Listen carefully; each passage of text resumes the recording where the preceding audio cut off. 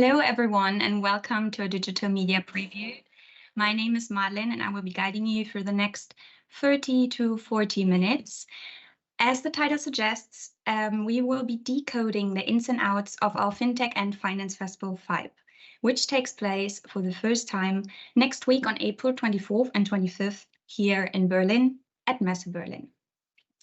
Over the next few minutes, I will be speaking to FIBE project lead Lisa Dalli, Head of Event Production at Handelsblatt, Carola Bergmann, co-founder of Berlin Finance Initiative, Caroline Wahl, and co-founder, investor, and serial founder, Jessica Holzbach. If you have any questions, please use the comment section down below. We will answer them at the end. Now, let's get started. I may now ask Lisa to switch on her camera, please. Hi, Lisa. Hi, Madeleine. Less than a week until FIBE. How are you? I'm great, excited, quite busy, but yeah, I'm just pleased to see everybody next week live. Awesome. So tell us, what does FIBE stand for? Well, I guess in order to understand FIBE in all detail, I have to start at the very beginning. The idea of FIBE, an event which brings together the entire fintech and finance ecosystem, was created by our three founding partners, which are all with me here today.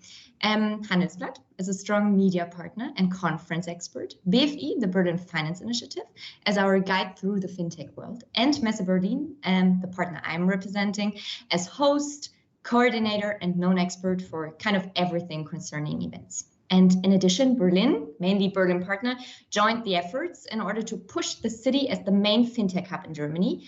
And we are, by the way, in the top 5 in Europe as well. So the basic idea was formed by partners which know the fintech and finance ecosystem inside and out. But we didn't just come up with the idea and thought to ourselves, yes, let's just bring to life yet another fintech event. No, we did our research and looked at everything the conference and event world in this particular field of business has to offer. And to be honest, it's a lot. But diving into this topic, we realized that though we do have a whole lot of events for fintech and finance, all of them are rather specific. As I always say, and I mean this in a really good way, they are nerdy. We have events for payment, we have events for fintech, we have events for banking, we have events for crypto, and most of them are focusing on being a conference tackling topics within the German market. And that's all amazing. But we saw the need to bring the world to Germany, Berlin in particular, and to combine, as I said in the beginning, the entire finance and fintech ecosystem. Fintechs not limiting the topics to one field, banks, investors, regulations, political voices. We bring in experts from all over the globe, and I'm sure that Carola will come to some numbers in a bit. And we didn't just want to stick with just another conference. FIBE is a festival. And in preparation of this media preview, my colleague told me to not only drop this as if it was just an ordinary fact, but to actually explain what it means. Because as for our guests, the target group, we didn't want to limit as for our guests and target group, we didn't just want to limit us to only one way of events. It was clear that we wanted to do more than creating a fintech and finance trade show. Then, to be honest, the industry doesn't long for that. But as they are almost fed up with all the events offered in their field of expertise, the fintech bubble, and yes, we talked to a lot of founders, companies, and experts in this area, told us to look beyond the business part and include the component of lifestyle and fun. Because let's be honest to ourselves, we all go to events and conferences, listening to a couple of talks and leave again, after speaking to some known or new faces maybe. But FIBE aims to cover more. Yes, we do have an amazing program, 3 stages, which will be fully packed with the most different people and stories. And we do have a great bunch of companies which decided to even go one step further and take over FIBE lounge areas for their purposes. But yes, we have an exciting exhibition ground designed in the FIBE world, but there is so much more. And I will just come to 3 topics which are like extra on top. We will introduce the FIBE Späti. It's inspired by one of Berlin's most iconic and known places, and you will find a late shop in all its glory at FIBE.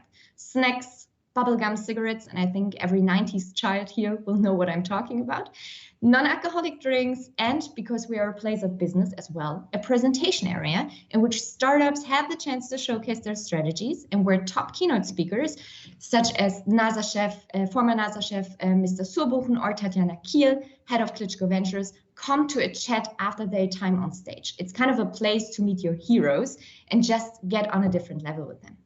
Secondly, we have a miniature golf course. And yes, you heard right. And let me explain. We all know that networking and making contacts is the most valuable thing at events. But we all know as well that we are not the master networker every time and every day. So again, taking a bit from the lifestyle playbook, we thought of the most iconic and well-known place for business and network, and that's golf.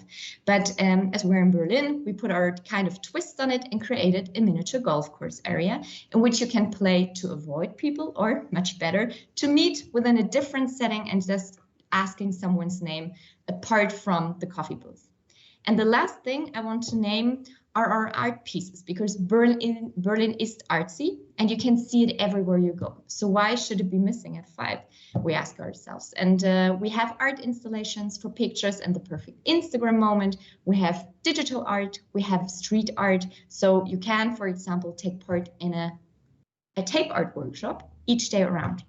So you see, FIBE is not just another fintech and finance event. It's the aim to create kind of a place for everyone within this industry and beyond, to get insights, listen to new and old voices, meet people, and even some heroes of oneself, while just zipping a non-alcoholic beer and simply diving into the world of fintech and finance, kind of combining the business and the fun part. And my last sentence on that, we do have a great party on the evening of April 24th as well. So please don't miss it.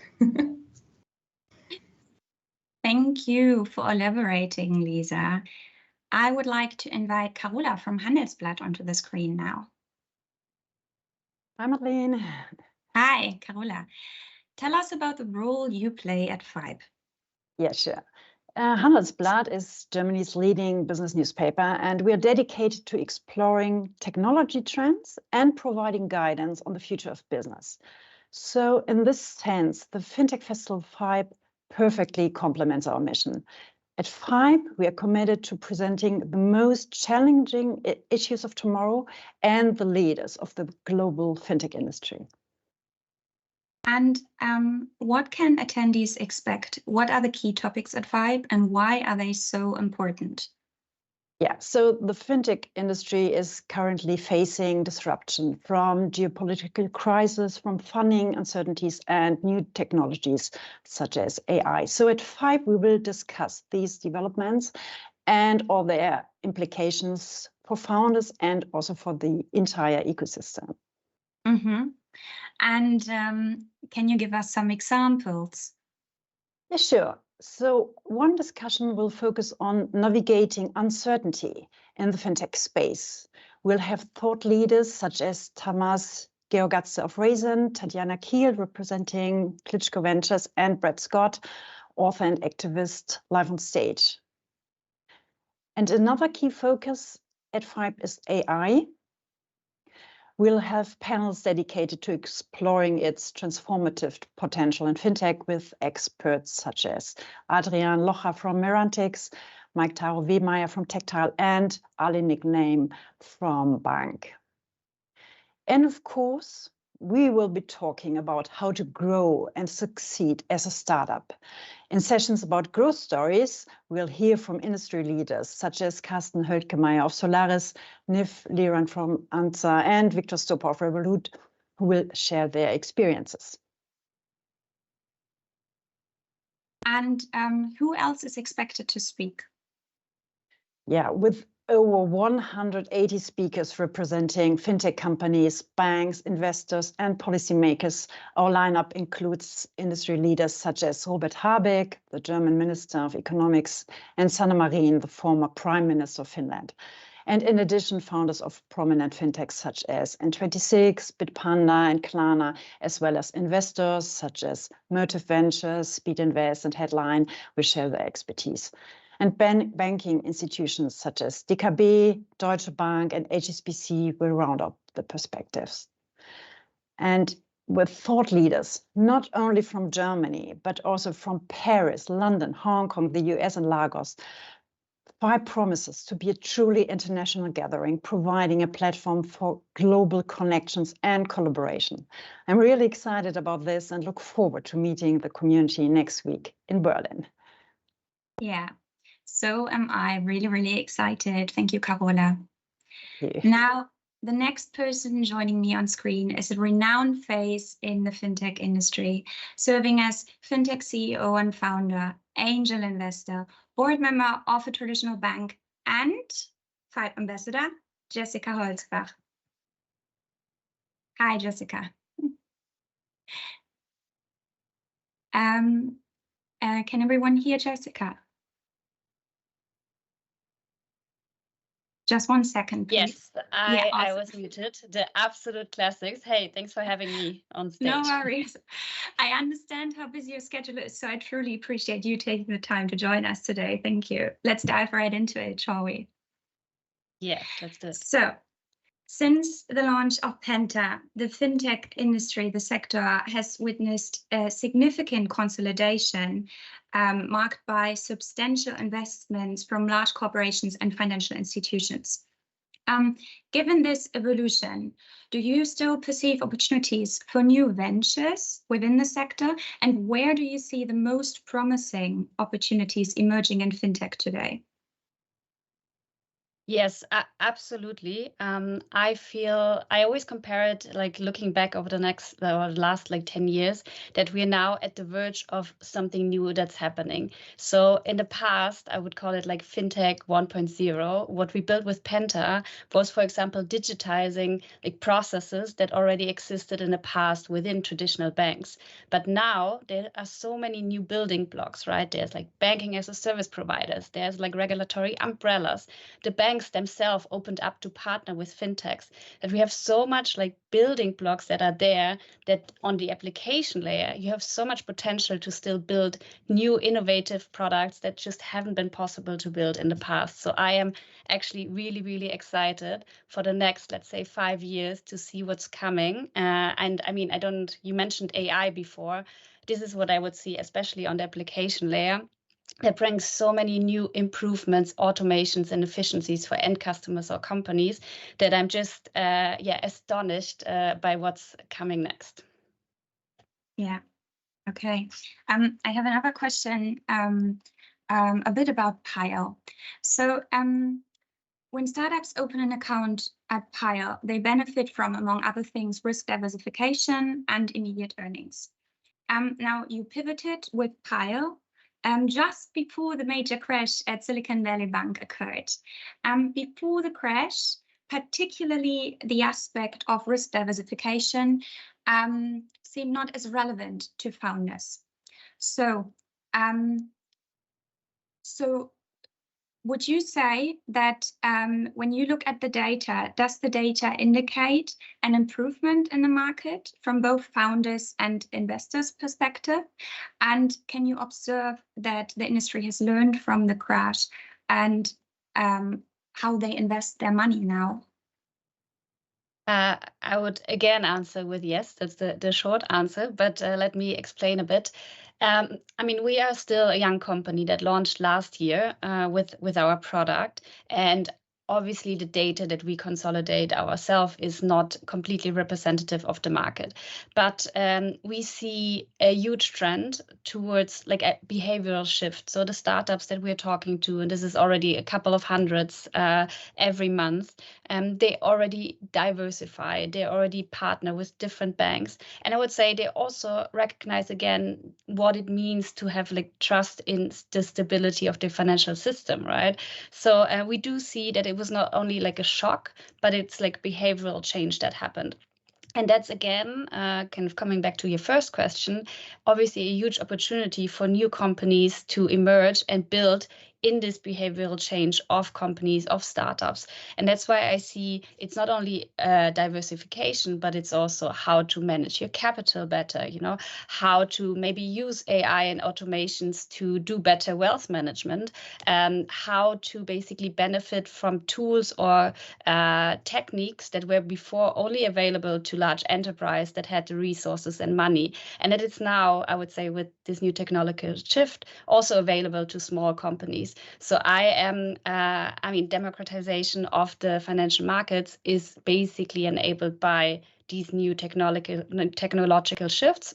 And that's why I'm super excited to actually build with Piles something that before was only available for big companies, now offering it to smaller companies and helping them to gain like benefits from, you know, like better access to financial services. Yeah, awesome. That's a really, really good thing. So lastly, as we also have many panels on our FIBE stages on this topic, how do you view the current state of venture capital? And do you think that there will be a rebound in fintech funding this year, or is it still too early to say? I would also say yes, because we already see that the deals, the announcement in the last quarter are picking up. I do think, or if you look into data, for example, into the last published deal room study, that we're not yet at the level of 2019, but the speed is picking up. And I see this from both sides. I see this as an investor myself, doing again like more investments recently into really, really good founders and really good teams. But at the same time, also as a CEO of a startup, that every time you speak to VCs, everyone is very, very busy. I think there's a lot, I would say, cooking behind the scenes. And I think in the next quarter, because there's also this time lag between when the deals are made and when they're announced, I think we will see even more announcements coming soon. Okay, thank you. Thank you for your time. All right, so Berlin Finance Initiative sees itself as the umbrella of Berlin's fintech ecosystem, uniting traditional banks and fintech companies. It was only natural to decide to co-organize FIBE with them. And I'm very happy about that. And I now welcome co-founder Carola. Hi, Madeleine. Great to be here. Hi, Caro. Tell us, why is Berlin the perfect place for FIBE? You know, for us at BFI, it's super interesting to see Berlin's development, because Berlin has never been the financial hub, but we have developed to the leading fintech hub, to the leading hub for financial innovation. So on a global scale, we are among the 13 best ranked fintech hubs on a global level. On a European level, we are even among the top 3. In Berlin, we have over 400 fintechs right now, or like up to date, and 6 unicorns like Raisin, like N26. And all this together makes fintech the second largest and important sector in Berlin, creating over 9,000 jobs in total in Berlin. And this altogether makes Berlin the perfect hub for an international event like FIBE. We as FIBE decided to target the European ecosystem. Why is that? You know, the success of our fintechs here in Germany do not only depend on what is happening in Germany, but what is happening in the world. So it depends on the economical situation, on the political situation. And another thing is that a large portion of the venture capital comes from abroad. Also, N26 or Raisin, like the hypergrowth fintechs we have here in Berlin, could have never risen that quickly and successfully without the help of international talent. So it's very, very important for us to have the global perspective at FIBE and to learn from each other. As a co-founder of Berlin Finance Initiative, you are well versed within the fintech sector and you've attended numerous events. Now, as you organize one yourself for the first time, how should FIBE distinguish itself from others? You know, Madeleine, I think we can proudly say that Berlin is, not Berlin, but FIBE is, not only the first and most international fintech festival here in Berlin, but in Germany. And we are one of the only fintech festivals in Germany that really bring together banks, fintechs, VCs, and politics on such a large scale and on a global scale. And what I'm personally very, very proud of is that FIBE is not only a fintech festival, which is like created for the scene, but really backed by the scene. So we have great ambassadors, like, for example, Jessica here today in our call, and also others that help to build FIBE with their expertise, with their background, with their experience. And that makes FIBE like a very unique and special event. And I'm super excited to kick this off with all of you next week. Awesome. Thank you for your point of view. Thank you. I now like to introduce the Q&A part. Again, if you have any questions, please use the comment section below, either on LinkedIn or the stream, and also specify who your question is for and where you're from. And I already have 2 questions. So one is for Jessica from Alessandro Ravenetti, and I quote, as an internationally recognized women leader in the fintech industry, as a CEO and founder of multiple ventures, do you see yourself as a role model for other women willing to follow this path? And how has the fintech industry changed in terms of diversity and inclusion since you first started? It always has a bit of a strange ring to it to be called a role model, even though I did hear this in the past. And if I personally think of my role models, I am absolutely fascinated by it. But thinking about it, do I want to be a role model? Do I consider to be one? I think actually we all should be, because there's also this idea of leading by example, right?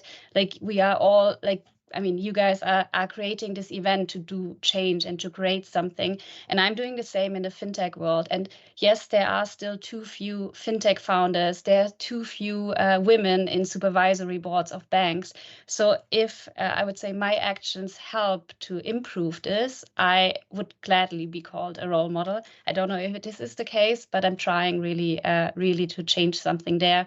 So I'm putting this bar up for myself and try to achieve that. And in terms of change, I would say there's days in which I say we already do see change. There is better network events, there's better communities. There are the few first women leading fintechs, getting more funding and being on the investor side or in supervisory boards.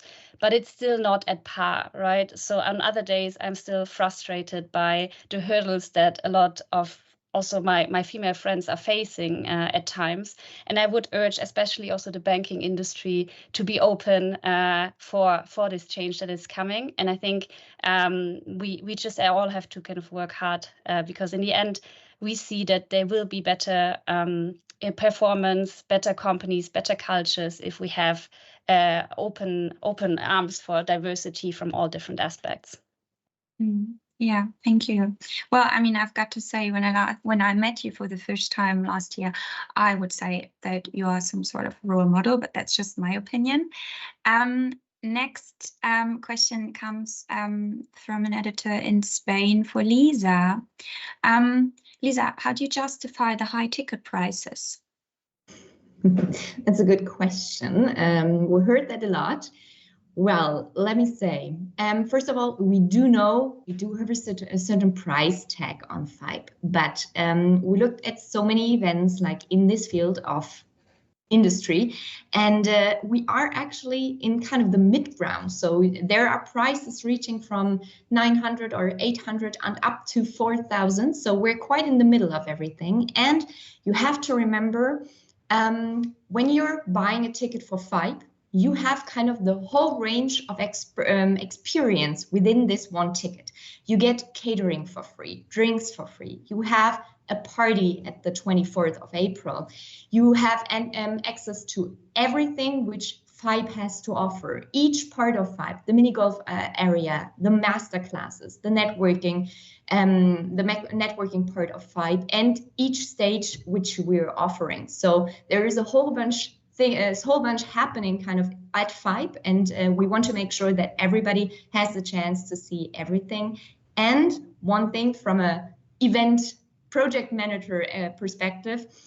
I think everybody knows who does events for a living. There's always so much effort and work happening or put into an event. So we do have to have a certain price tag just to make everything happen. Yeah, thank you. So I think that's about it for questions for the moment. Thank you all for watching. I hope to see you all next week in Berlin, in the CityCube, our FIBE venue. If you have further questions, just drop us a message on LinkedIn or send us an email. We'll be happy to answer, and have a lovely day.